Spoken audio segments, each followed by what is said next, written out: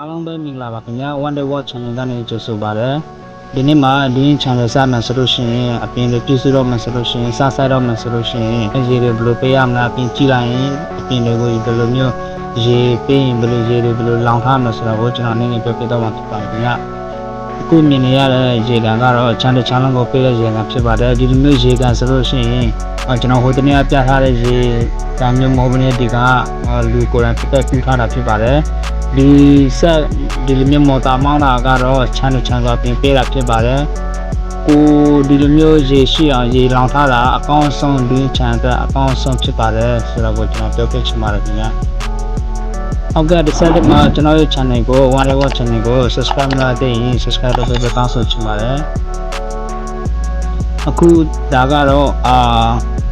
အပြင်ဆေးဖြန်းတာဖြစ်ပါတယ်ခင်ဗျာနော်ဒါဆေးဖြန်းတာဖြစ်ပါတယ်ပိုးသက်ဆေးတွေပြီးလို့ရှိရင်အထက်မှာဒီဝေးတွေရောထားပါတယ်ပြီးလို့ရှိရင်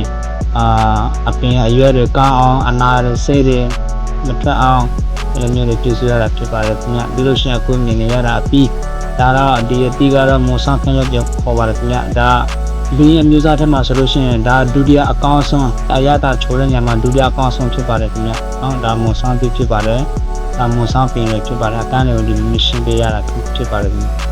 အဲ့လိုမျိုးရပြင်ရမကောင်းပါဘူးအတင်းကြည့်ပါဘူးအဲ့လိုဆဲဖြန့်ပြီးတာနဲ့ရေတခါတည်းချိုးရမှာဖြစ်ပါတယ်ကပြင်မိုးရင်ကိုကပြင်မဆဲတွေဝင်သွားတာပဲဖြစ်ခဲ့ပါတယ်အခုကြည့်စုပေးတော့ရောက်စီတန်းကိုကျေးဇူးတင်ပါတယ်ခင်ဗျာနောက်ဗီဒီယိုမှာပြန်တွေ့ကြပါမယ်